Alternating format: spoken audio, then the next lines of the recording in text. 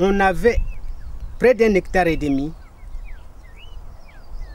On cultivait sur 1,5 hectare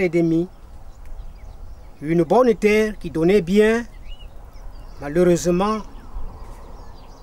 le regret reste toujours au cœur et ça me tique, ça fait mal.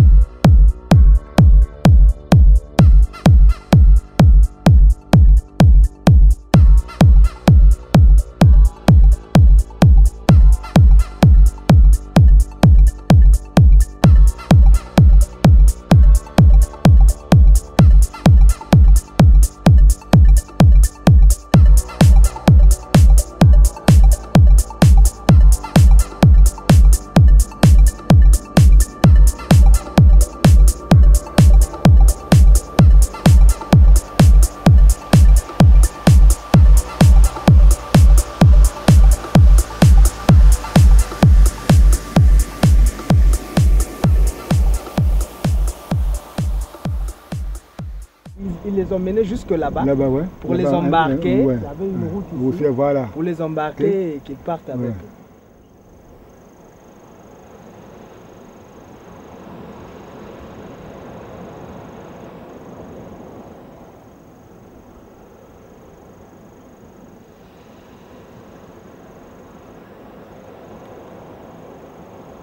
Il ne s'agit pas de problème de petits paysans ou de petits producteurs. Il s'agit de la justice et de l'équité dans l'accès aux ressources naturelles. Souvent, ce sont des communautés millénaires qui sont là depuis plusieurs générations, qui sont mises dehors et leurs terres récupérées et données à des investisseurs nationaux ou étrangers.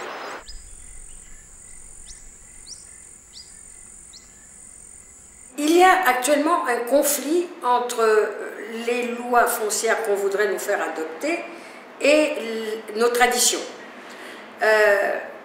Traditionnellement, la terre, chez nous, appartient à des clans. Et elle est donc exploitée en indivision, si vous voulez.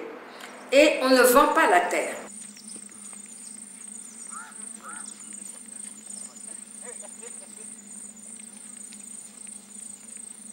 L'accaparement des terres aujourd'hui est devenu un phénomène extrêmement grave et qui conduit véritablement à une marginalisation totale des communautés paysannes, à une négation totale de tous leurs droits sur des terres qui sont des terres ancestraux. C'est un phénomène qui s'est beaucoup développé après la crise alimentaire et qui malheureusement va conduire à plus de problèmes parce que les paysans ne peuvent accéder à la nourriture quand ils sont capables de la produire eux-mêmes. Ce n'est pas le fait de faire venir des investisseurs étrangers ou nationaux qui prennent toute la terre qui va faire que l'accès à l'alimentation va s'améliorer. Nous avons également toutes les preuves avec les études de la FAO et des Nations Unies pour dire que l'agriculture familiale nourrit le monde. 85% de toutes les productions dans le monde, que ce soit en Afrique, en Asie, en Amérique latine ou en Europe, c'est l'agriculture familiale. Donc il n'est pas vrai que c'est la grande agriculture, l'agriculture industrielle et les multinationales qui dominent la production de l'alimentation. Ce qui est vrai, c'est que ce sont les paysans qui produisent pour se nourrir et pour nourrir le monde. Nous, d'abord, nous ne sommes pas fermés à ce que notre continent fasse des investissements. Mais aujourd'hui, à travers notre politique agricole, nous avons défini c'est quoi les investissements dont nous avons besoin. Nous avons besoin aujourd'hui à ce que l'agriculture soit d'abord considérée comme le pilier du moteur, en tout cas de nos économies.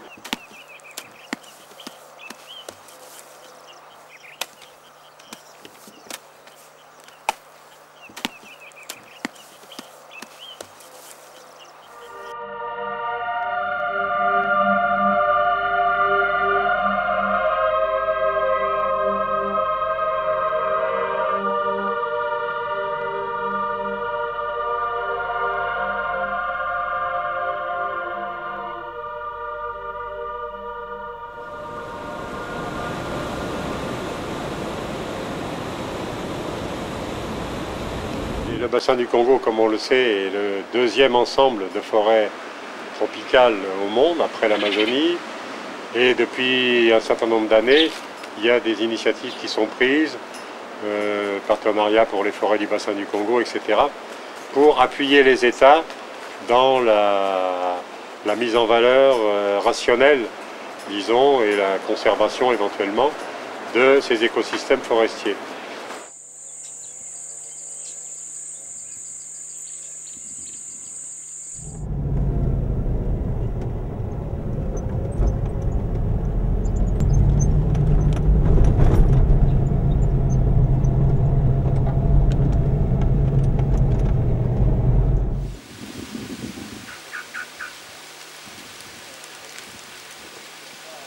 Il faut aussi savoir que nous sommes dans un périmètre où l'État est inexistant du point de vue des réalisations. Les populations de ces zones ont le sentiment d'être abandonnées à leur sort, d'être abandonnées à elles-mêmes. Et quand vous avez des industriels qui descendent sur le terrain, eh bien, elles voient l'arrivée des industriels comme la résolution des problèmes qui sont les leurs.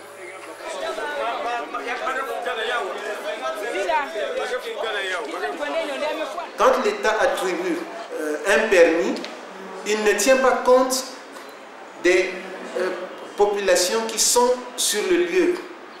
Le gouvernement du Congo a des lois. Ces lois ont été votées par l'Assemblée. Mais le problème ici, c'est que la plupart des lois qui ont été votées, c'est comme si et les sociétés et les gouvernements s'en fichent. Parce que les compagnies viennent, elles s'installent, elles ne font forcément pas de consultation préalable, elles retirent les ressources naturelles, elles retirent les richesses du sol en aggravant la situation environnementale des communautés. Et en retour, les communautés ne bénéficient de rien.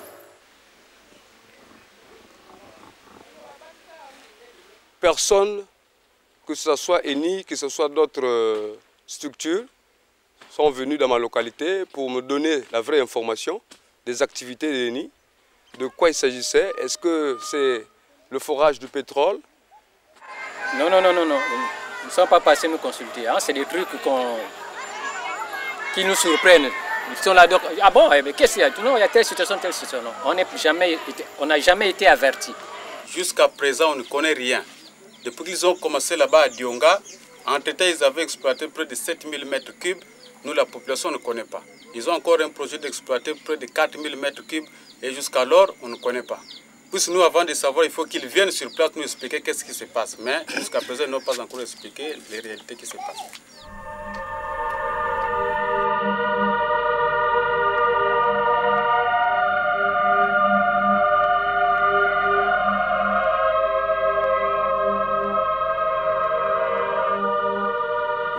Nous observons que tout autour, tout est pollué.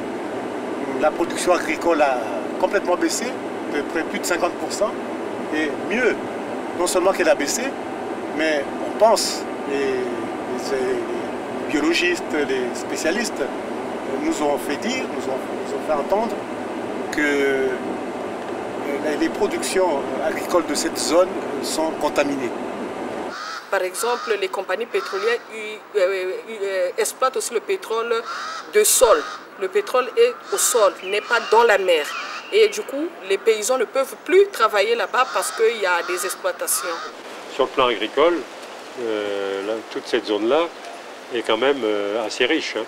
C'est le grenier un peu à vivrier du Congo. Donc, Et sur le terrain, dans le village comme ça, nous avons beaucoup de difficultés. Depuis qu'ENI a commencé d'exploiter son pétrole, nous, les plantations ne tiennent plus bien. Et il y a maintenant baisse de production, les maniocs ne produisent pas bien, il y a maintenant la sécheresse, la pourriture, l'eau est maintenant polluée. Il y a eu même les bêtes qui sont mortes ici, au vu de la pollution. Auparavant, on plantait, faisait que le manioc, le tao, la banane. Mais à ce moment, quand il y a eu toute la contrée où on exploite le pétrole, bon, le manioc était devenu rare. Les villages qui sont proches des villages sont pollués. Il faut parcourir des kilomètres et des kilomètres pour aller trouver à peu près les bonnes rivières.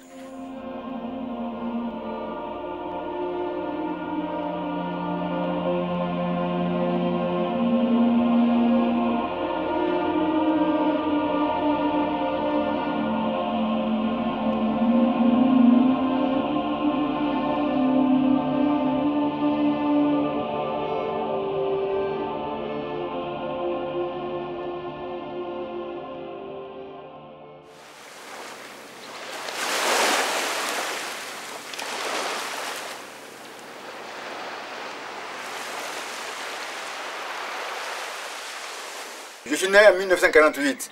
Depuis ma naissance en 1948 jusqu'à les années 60, en tout cas, les rivières, la mer nous donnaient abondamment la pêche. Mais maintenant, là, depuis que le terminal est là en Djeno, en 72, le terminal est venu se baser en 72 en Djeno. Mais maintenant, de 72 qu'alors, la pêche ne donne plus. En tout cas, il n'y en a plus. Là, nous sommes en difficulté pour nous manger.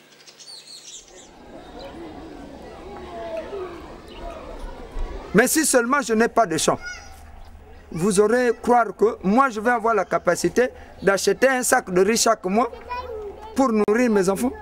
Cependant, entre-temps, il y avait quand même quelque chose sur notre terre, tellement qu'elle est fertile, qui pouvait nous aboutir à quelque chose.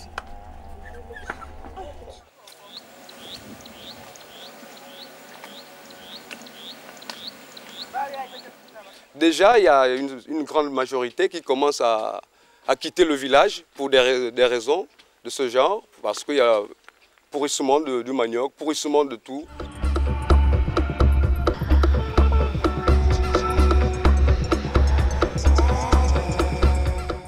Et nous perdons les producteurs, au plus que nous importons, et plus la vie devient plus chère. On est obligé d'accepter ça comme ça. Mais sinon, que quand on regarde, entre-temps, quand il n'y avait pas le pétrole ici, je crois qu'on n'a pas eu d'anomalie.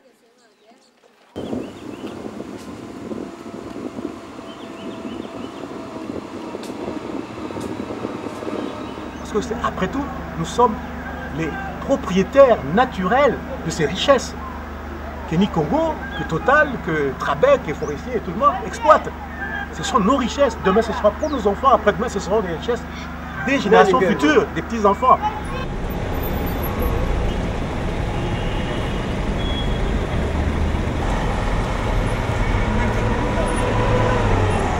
Maintenant, les autres investisseurs qui viennent, c'est pour prendre nos terres. Alors, quand ils vont prendre nos terres, au finish, qu'est-ce qui va se passer? Nous allons être des ouvriers.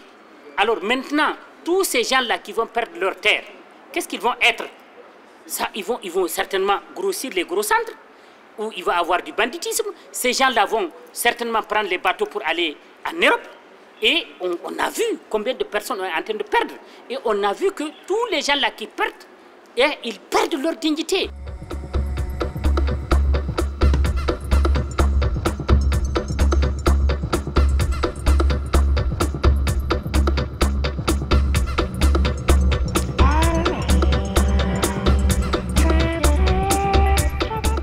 Aujourd'hui, nous sommes en train de mener des actions très concrètes pour que les communautés récupèrent leurs terres. Par exemple, au Mali, nous avons lancé 2 procès en justice contre le gouvernement du Mali pour des cas d'accaparement des terres. Nous sommes prêts à aller à la Commission des droits de l'homme de Genève jusqu'à ce que les communautés soient remises dans leurs droits. Donc c'est une lutte qui commence, mais nous sommes déterminés à la gagner. Parce que nous pensons qu'aujourd'hui, nous ne pouvons pas nous permettre de transformer la terre comme une marchandise, comme un ordinateur ou comme un véhicule.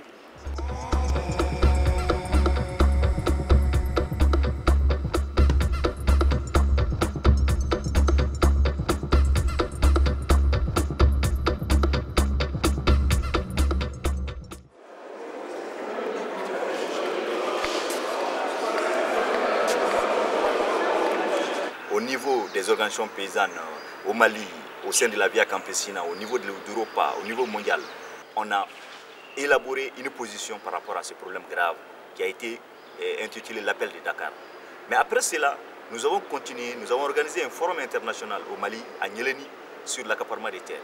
Et ce forum a abouti au lancement de l'Alliance mondiale contre l'accaparement des terres. Et maintenant, nous allons utiliser cette société civile dont nous sommes membres pour que ça soit les guides volontaires et l'arrêt de la violation des droits des peuples sur les terres puissent être prises en charge dans des lois au niveau des pays.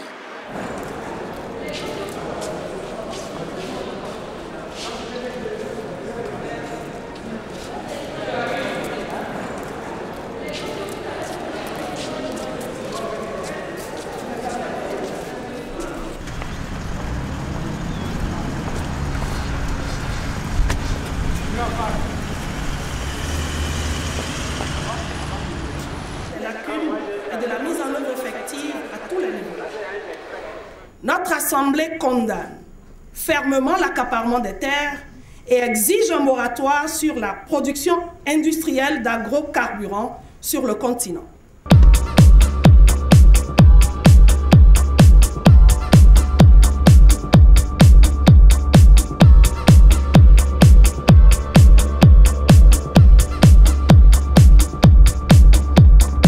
In questo negoziato uno dei punti forti che abbiamo segnato è quello della responsabilità dei governi dei paesi ricchi di disciplinare il comportamento delle loro imprese quando vanno all'estero, nel caso nostro in Africa, a acquisire terra, a investire nell'agricoltura. Ed è proprio su questo punto che noi torneremo a dare battaglia a Bruxelles, forte delle direttive volontarie che abbiamo tutti contribuito a far passare. Nous avons besoin d'un cadre de référence au niveau mondial sur la question de la gestion des ressources naturelles et de la terre.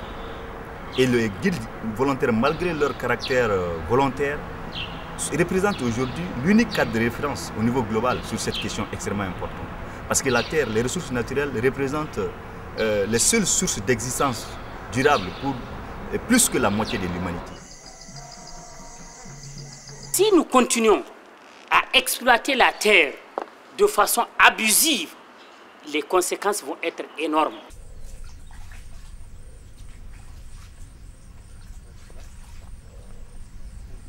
Donc c'est ça le sens de notre combat. C'est pour cela que nous nous sommes beaucoup organisés et nous nous battons non seulement contre les politiques au niveau de nos gouvernements, mais aussi contre les institutions qui favorisent ces politiques, notamment la Banque mondiale.